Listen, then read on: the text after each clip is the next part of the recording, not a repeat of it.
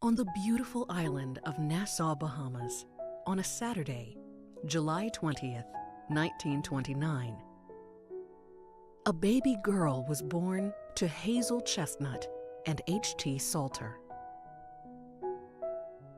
The little island girl was named Joyce Elva Salter, who spent the first 17 years of her life in the tropical paradise with her mother. At the age of 17, Joyce went to live with her father and stepmother, Leona Franklin Salter, in Pottstown, Pennsylvania. She attended Pine Forge Institute, now known as Pine Forge Academy, and graduated in 1949 as class valedictorian.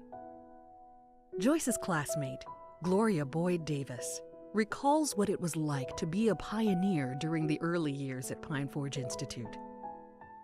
My name is Gloria Davis, and I'm the president of the Pioneers Association, so that's why I keep up with all the pioneers, from the 1946 through 51. And I came to Pine Forge in 1946. The next year, this is when Joyce came from the Bahamas. And everybody, I was trying to find out, I said, did anybody know anything else about Joyce besides what I know about Joyce being quiet? All of her classmates saying the same thing. She was just quiet, but smart. Quiet, but smart. But she did take part in, in our Saturday night socials. Okay. Of course, we had the socials. We had, what did we do? We marched, and we played Still Miss Liza, and played, Wink, and things like that. And then we would also have bonfires. We had hay rides. We had long walks on Sabbath. And so she took part in all those things. And so, although Joyce was small, you could not reckon with her as far as her intellect was concerned. Okay.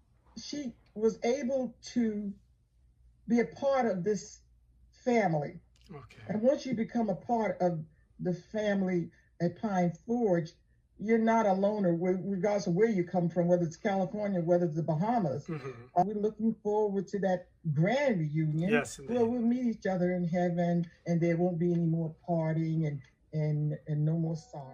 Joyce went on to Oakwood College, now known as Oakwood University, and was active in the student body, serving as an associate president of the Science Guild.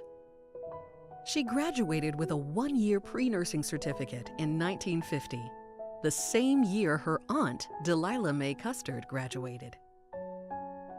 Joyce studied nursing at the New England Sanitarium from 1950 to 1953. We see her seated in the front row, far left, during her capping ceremony in 1951.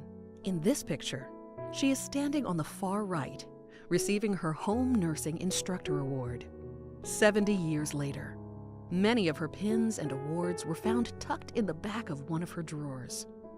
After graduating in August 1953, Joyce remained on staff at the New England Sanitarium for a short period of time, and then worked as a head nurse at the University of Kansas Medical Center in 1954.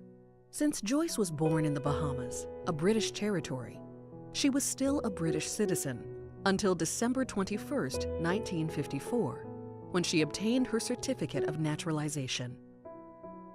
Joyce then relocated to Nashville, Tennessee, and worked at the Riverside Hospital and Sanitarium, and became the director of nursing and the assistant director of the LPN school.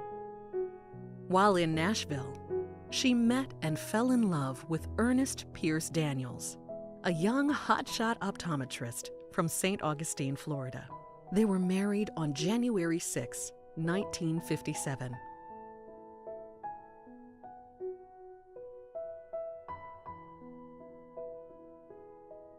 To this union was added a son, Ernest Daniels Jr., born on February 17, 1958, followed by Gail Daniels, born on April 29, 1963.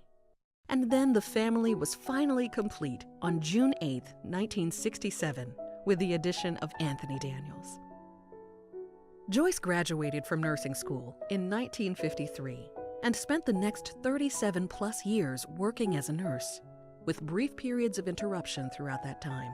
In addition to her nursing duties, she was an administrator and an educator. She inspired Ernie to follow in her footsteps, and he has been a nurse for over 40 years. In addition to working as a nurse, Joyce loved to crochet and was an accomplished seamstress. We don't know if she made all of her outfits, but we're sure she accessorized all of them somehow. Here are some examples of Joyce's fashion style.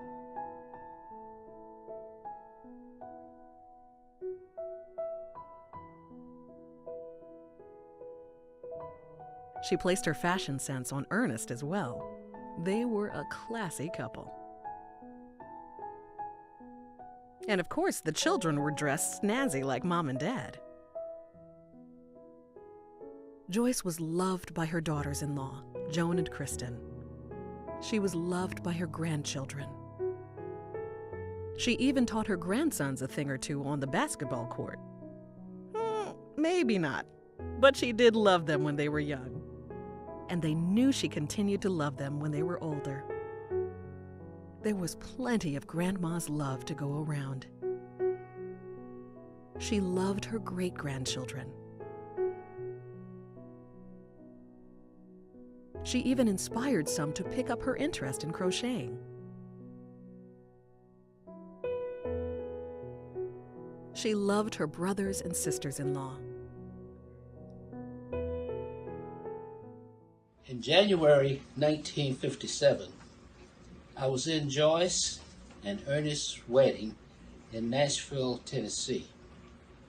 Joyce was a nurse at that time, working at Riverside Sanitarium in Nashville, Tennessee.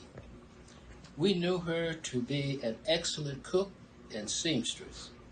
On Joyce and Ernest's 25th wedding anniversary, we went on a cruise to Nassau, Bahamas to celebrate and to meet her family. This was one of our first cruises that we will always remember. In the Upper Marlboro area, we lived walking distance from each other, and we visited and dined together quite often. A cousin's family reunion took place at our home in Brandywine, Maryland in 2019. Gail brought Joyce to the occasion. During that time, we had a party to celebrate Joyce's 90th birthday. Joyce loved her many, many nieces and nephews, her cousins as well.